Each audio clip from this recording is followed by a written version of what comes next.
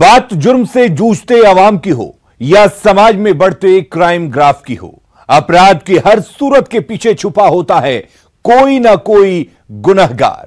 नमस्कार, मैं हूं आपके साथ अलीम अतहर। तफ्तीश की राह में आने वाली हर कड़ी सुराग बनकर पहुंचाती है गुनहगारों को सलाखों के पीछे। तो आप बने रहिए हमारे साथ, क्योंकि हर जुर्म के खिलाफ हमारी तफ्तीश लगातार जारी है। बेगूसराय में एक महिला के लिए गर्भ में पल रही बेटी उसकी मौत का कारण बन गई। बेटी की चाहत में घर वालों ने महिला की गला दबाकर हत्या कर दी। देखिए सरकार की बेटी बचाओ बेटी पढ़ाओ अभियान को कलंकित करती ये रिपोर्ट। बेगूसराय में महिला की गला दबाकर हत्या, गर्भ में पल रही बेटी बनी मौत का कारण। बेटी की चाहत में घर वालों ने कर दी हत्या।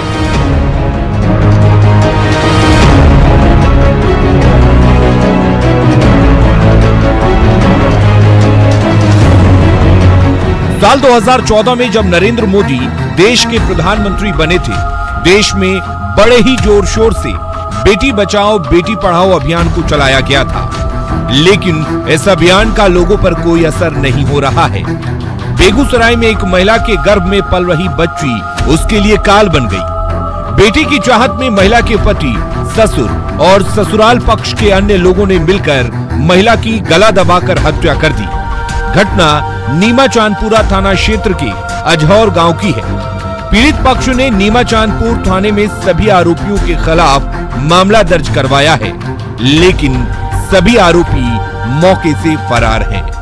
6 साल हुआ शादी का, तो 2 लड़की पैदा हुआ, ठीक।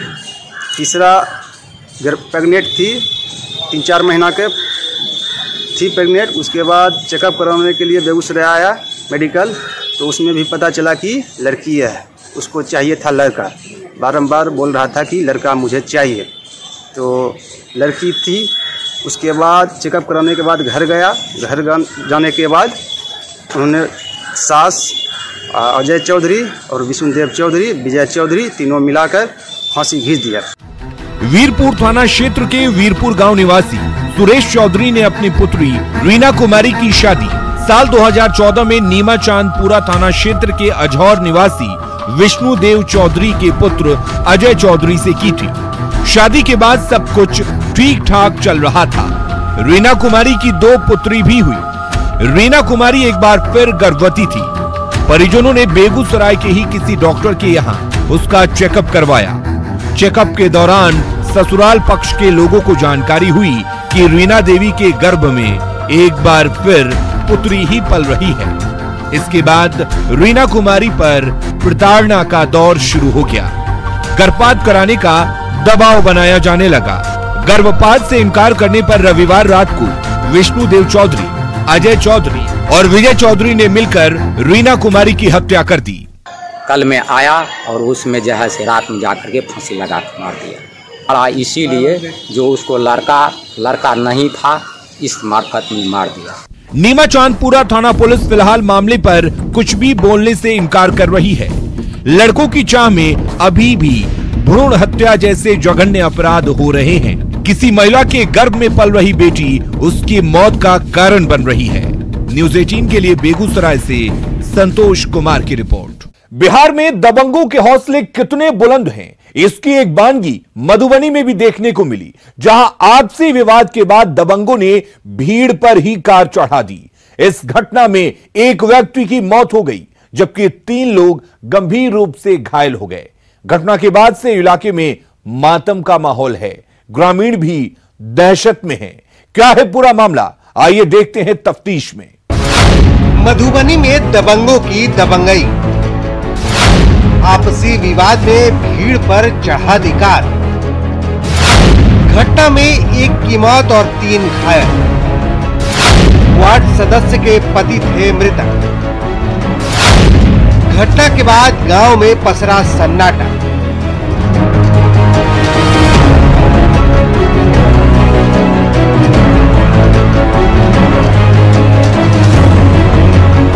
अपराधियों में पुलिस के प्रति खौफ कम होता दिख रहा है। यही कारण है कि आए दिन ऐसी घटनाओं को अंजाम दिया जा रहा है। जिसे देखकर आप भी हैरान हो जाएंगे। ताजा मामला मधुबनी के भैरव स्थान थाना क्षेत्र के महिनाथपुर मुसहरी टोला का है, जहां आपसी विवाद में कार पर सवार 5 लोगों ने महादलित बस्ती के कुछ लोगों को रौंद डाला, जिससे लोचन सदाय की मौत हो गई। वहीं मोहन सदाय, दुर्गानंद सदाय और मदन सदाय घायल हो गए। मृतक लोचन सदाय वार्ड सदस्य के पति थे। मृतक के परिजनों की माने तो अचानक पहुंचे दबंगों ने सबसे पहले लाठी से हमला बोल दिया और इससे भी मन नहीं भरा तो कार से रौंद डाला। वो मारपीट केला बाद में और खूब मारपीट के लाठी ठंगा सा, मतलब पीछा सा लाइट बंद के ने एले गाड़ी लगा 4 चक्का लगा वो अमहर समहर कुचल हमरा सके लोचन सदा कुचल दल के। वहीं ग्रामीणों ने बताया कि सभी शराब के नशे में धुत थे, जो अचानक गांव में पहुंचे और महिलाओं के साथ छेड़खानी करने लगे। इसका विरोध करने पर गाली गलौज भी करने लगे। तभी सूचना मिलते ही गांव के लोग मौके पर पहुंचे, जिन्हें देखकर सभी लोग वहां से भाग खड़े हुए।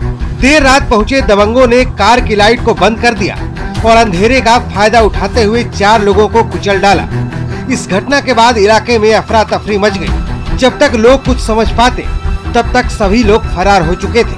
दबंगों की इस करतूत के बाद गांव में मातम का माहौल है। वहीं ग्रामीण आरोपियों के खिलाफ कार्रवाई की मांग कर रहे हैं। दारू पीने चले तो गायर पड़ा लगले, लेडीज उठले, लेडीज का छेड़खानी करा लगले। छेड़खानी करला के बाद फिर मर्द तो जुटले, मर्द जुटला के बाद वो कनी दूर गाड़ी से आगा भाग गए। आ जब फिर जुटले तो भीड़ भ गए, तो फिर आपस एले गाड़ी से और तो कनी दूर गए और लाइट बंद कर सब 4 गो के कुचल दिल। सब हल्ला करके चिचिएले तहन हम सब दौड़ल गेलिए गाड़ी घुरा के बाटे गेल चौक पर लाइट ऑफ क के हम सब वही भाग आदमी का चेक कर गेलिए जे किया हल्ला भेले। ताबे में लाइट मिझा के ई सनाक सिंह पहुंच गेलिए नीचा वाला में, रोड पर नहीं, हमरा का नीचा में भेलिए। नीचे मारल, हां नीचा में मारलक हन। आपसी विवाद और गाली गलौज को पुलिस ने घटना का कारण बताया। वहीं इस मामले में मृतक के परिजन मोहन सदाय ने अनिल झा समेत 4 अन्य के खिलाफ मामला दर्ज कराया है। केस दर्ज होने के बाद पुलिस ने 2 आरोपी अभिलाष कुमार झा और रविंद्र उर्फ कन्हैया मिश्र को गिरफ्तार किया है। साथ ही पुलिस अन्य आरोपियों की गिरफ्तारी में भी जुटी है। अनिल झा एवं 4 अन्य व्यक्ति तथा कुछ अज्ञात व्यक्ति मिलकर समिया गांव के लोचन सदाय, मोहन सदाय, दुर्गानंद सदाय, मदन सदाय आदि को मारपीट करके एवं गाड़ी से कुचलकर जब गंभीर रूप से जख्मी कर दिए। इलाज के क्रम में लोचन सदाय की मृत्यु हो गई। तत्काल जो है सो 2 अभियुक्तों अभिलाष कुमार झा एवं रविंद्र उर्फ कन्हैया मिश्र की गिरफ्तारी की गई है। कांड का अनुसंधान चल रहा है एवं छापामारी जारी है। फिलहाल इस घटना को लेकर महिनाथपुर के मुसहरी टोला में मातम का माहौल है। अन्य आरोपियों पर भी कार्रवाई की मांग ग्रामीण कर रहे हैं। हालांकि पुलिस कार्रवाई का भरोसा दे रही है। अब देखना ये होगा कि कब तक फरार आरोपियों को पुलिस पकड़ पाती है। न्यूज़ 18 के लिए मधुबनी से अमित रंजन की रिपोर्ट। सरकार द्वारा अनलॉक 1 की घोषणा क्या हुई? बिहार में अपराधियों की बहार आ गई है। ये आपराधिक घटना रोहतास जिला मुफस्सिल थाना क्षेत्र की है, जहां अपराधियों ने एक शख्स की गोली मारकर हत्या कर दी। बताया जाता है कि मृतक सिप्पू पटेल करगहर थाना क्षेत्र के भलूनी का निवासी था। मृतक का आपराधिक इतिहास भी रहा है। संभवतः आपराधिक वर्चस्व में हत्या की वारदात को अंजाम दिया गया है। एक रिपोर्ट। मारा गया रोहतास का कुख्यात सिप्पू पटेल। 2 साल से पुलिस के लिए बना था सिरदर्द। शादी से 1 हफ्ते पहले ही सिप्पू पटेल की हत्या। आपराधिक वर्चस्व में हत्या की आशंका।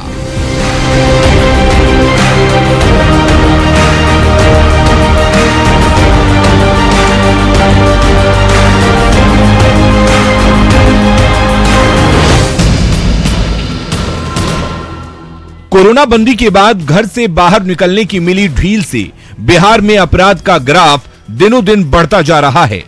रोहतास में दिन दहाड़े एक युवक की गोली मारकर हत्या कर दी गई। घटना मुफस्सिल थाना क्षेत्र के बाराडीह की है।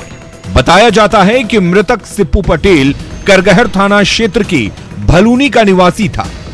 मृतक का भी आपराधिक इतिहास रहा है।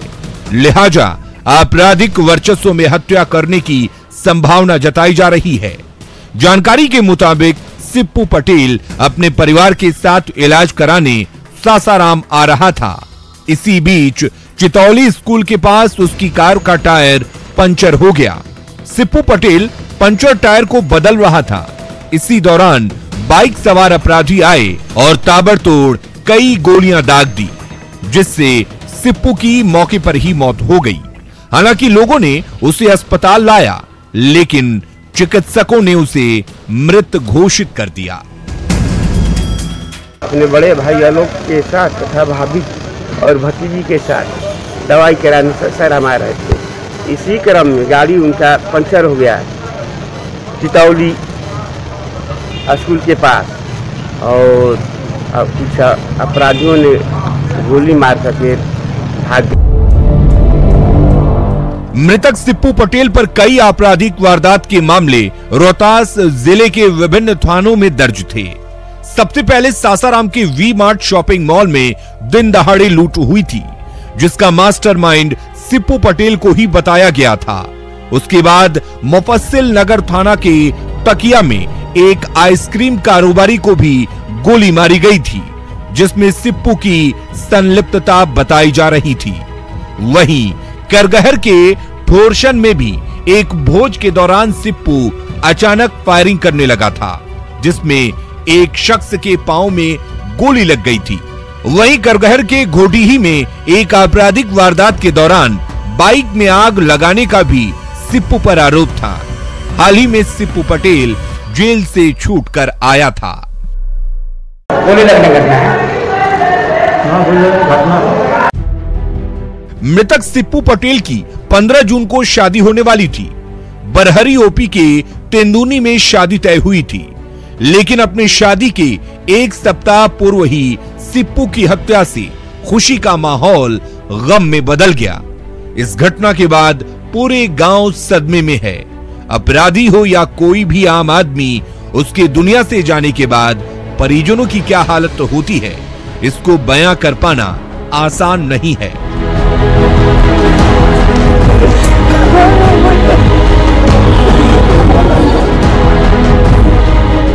बहरहाल सिप्पू पटेल की हत्या अपराधियों के लिए नसीहत है। अगर अपराधी किसी पर अत्याचार करेंगे तो एक दिन उनकी भी बारी आएगी। अपराध और आपराधिक वर्चस्व का अंत यही होता है और यही होते आया है।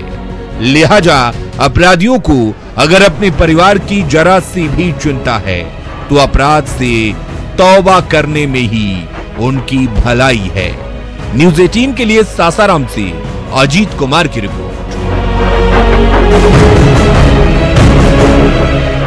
अब वक्त हो चला है एक ब्रेक का। आप कहीं जाइएगा नहीं, हम जल्द हाजिर होते हैं। ब्रेक के बाद आपका स्वागत है।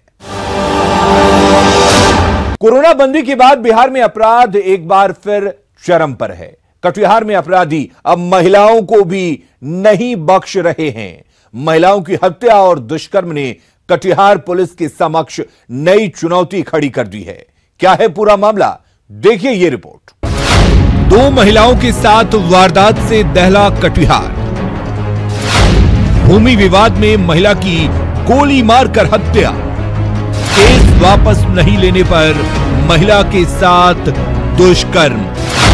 कटिहार में कानून व्यवस्था पर खड़े हो रहे सवाल।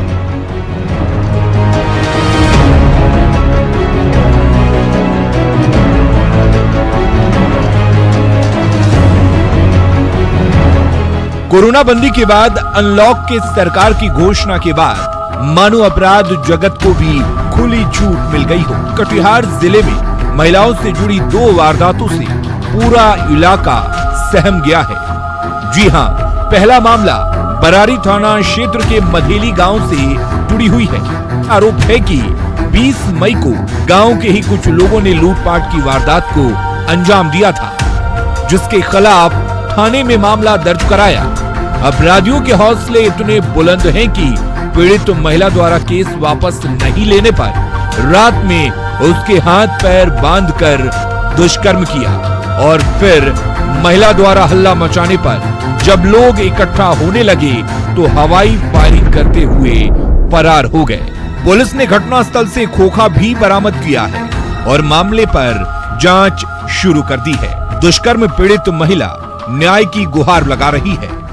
तो रात में बलात्कार कर लको छे 2 आदमी से 4 आदमी 2 आदमी पकड़ लको छे 2 आदमी कर लको छे। वहीं दूसरी घटना मनसाही थाना क्षेत्र के बिशनपुर बेलतार की है, जहां 3 बच्चों की मां दमयंती देवी दोपहर से ही घर से लापता थी।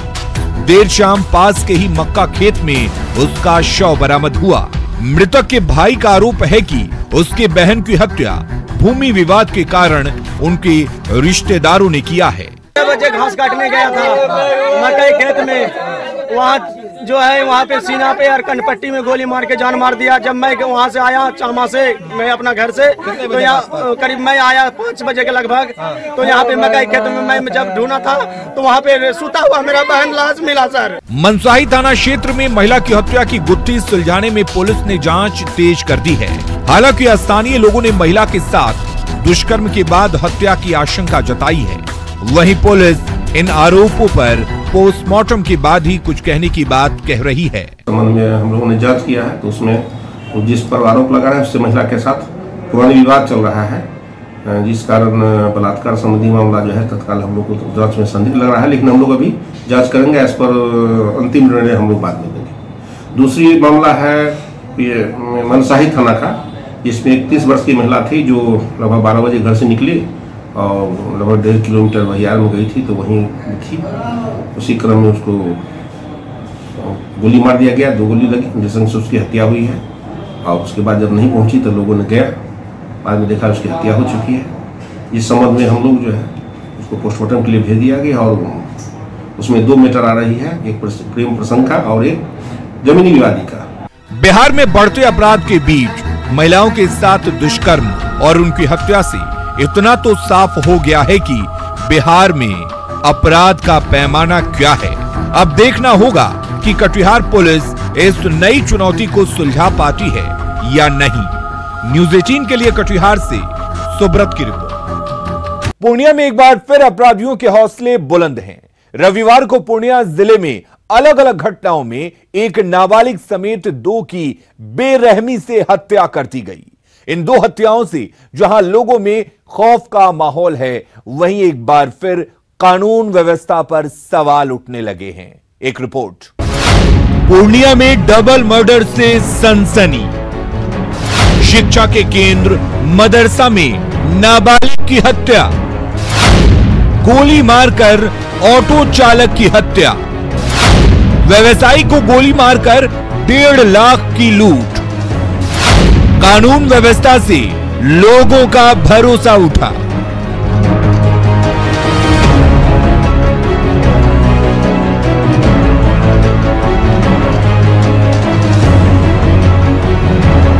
पूर्णिया के मुफस्सिल थाना इलाके के मंझोली स्थित नूरुल हुदा मदरसा में रविवार की सुबह 12 वर्षीय नाबालिग सैबुर रहमान का शव बरामद हुआ। अपराधियों ने सैबुर रहमान की चाकू से गोदने के बाद फांसी के फंदे से लटकाकर हत्या कर दी। मृतक के परिजनों का कहना है कि सैबुर रहमान मदरसा परिसर में कटहल तोड़ने गया था। परिजनों ने नाबालिग की हत्या की आशंका जताई है। बेंच जो होता है पौवा उसका तोड़ के मारा गया, उसके बाद और भी अन्य सामान से उसको मारा गया कि बेंच से उतना घातक प्रभाव नहीं होगा। दूसरा भी वो हथियार से मारा गया, चाकू लगाया गया है। हालांकि हत्या किसने की ये साफ नहीं हो पाया है। फिलहाल पुलिस द्वारा जांच की जा रही है। मुफस्सिल थाना के चौकीदार अरुण राय ने कहा कि सैबुर रहमान की पिटाई के बाद धारदार हथियार से वार किया गया था। मथा में लगा है, मथा में कटा है और चाकू का दाग है, रस्सी का भी दाग है। वहीं सदर थाना के नागेश्वर बाग में भी शनिवार की रात एक ऑटो चालक मुन्ना राय की गोली मारकर हत्या कर दी गई। सदर थाना प्रभारी जितेंद्र राणा ने बताया कि हत्या के पीछे क्या कारण है ये स्पष्ट नहीं हो पाया है। मृतक के जांघ में गोली लगी थी। हम लोगों को तो बड़ा वो बोले कि गोली लगा है, चलिए पोस्टमार्टम कराने के लिए। तो हम लोग आए घटनास्थल पर आए तो देखे गोली लगा होगा। उसके बाद हम लोग पोस्टमार्टम में चले आए। इसके अलावा शनिवार की शाम मरंगा में एक मक्का व्यवसायी की गोली मारकर अपराधियों ने 1.5 लाख रुपए लूट लिए। हालांकि घायल मक्का व्यवसायी ने अपराधियों के पहचानने का भी दावा किया है। नाम है जयसवाल। उसी को मकई बेचे थे? आलू पट्टी में उसी को मकई बेचे हैं, उसी का आदमी पैसा छीना। आप अकेले थे? नहीं, 2 आदमी थे हम लोग। 2 आदमी थे, एक आदमी को गोली मारा? हाँ। आपसे पैसा छीन लिया? हाँ, 1.5 लाख रुपया निकाल। आप पहचान लिए हैं? हाँ, पहचान लिए। पूर्णिया में जिस तरह एक नाबालिग छात्र समेत 2 लोगों की हत्या कर दी गई, इसके अलावा मरंगा में एक मक्का व्यवसायी को गोली मारकर अपराधियों ने 1.5 लाख रुपए लूट लिया। इससे एक बार फिर कानून व्यवस्था पर सवाल उठने लगे हैं। जरूरत है ऐसे अपराधियों की जल्द गिरफ्तारी कर कठोर कार्रवाई करने की, ताकि कानून व्यवस्था पर लोगों का भरोसा बना रहे। न्यूज़ 18 के लिए पूर्णिया से कुमार प्रवीण की रिपोर्ट। अपराधी चाहे लाख शातिर हो, तफ्तीश की दिशा अगर सही है तो बच नहीं सकता कोई गुनहगार सलाखों के पीछे जाने से। तो पुलिस चाहे सोई हो, मुजरिम चाहे कोई हो, आप बने रहिए हमारे साथ, क्योंकि हर जुर्म के खिलाफ हमारी तफ्तीश लगातार जारी है।